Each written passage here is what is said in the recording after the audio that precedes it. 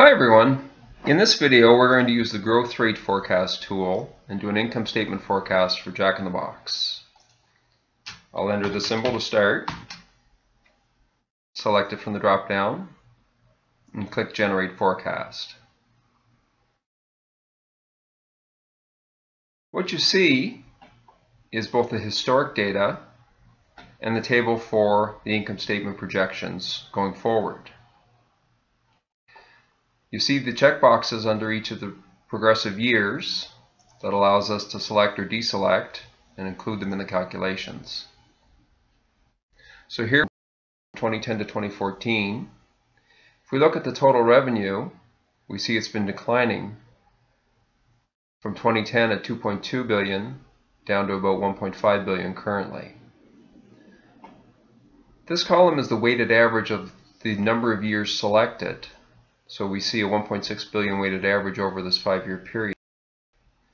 If we deselect 2010 and 11 and just use the last 3 years data, for example, that may be the way that we want to normalize this data.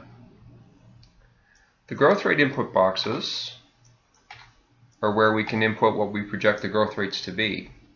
So for example, if I use 3% as a projected growth rate, you see it will grow each of the line items by 3% on a go-forward basis.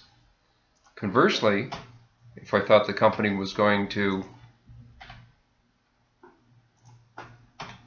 shrink by 3% per year, I could do that calculation as well.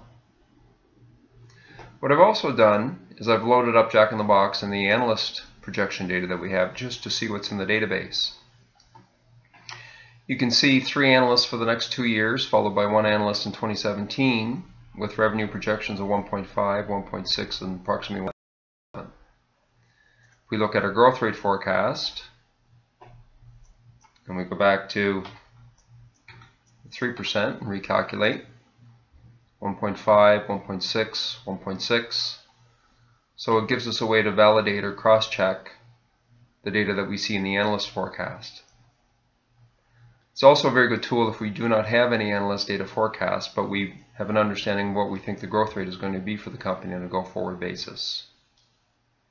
When we're comfortable with the calculations that we've done and the assumptions that we've made, we can save the forecast. And you can see the Edit Script Name icon, which would allow us to change the name if we wanted to make it easier to recognize. That's how you use the growth rate forecast tool.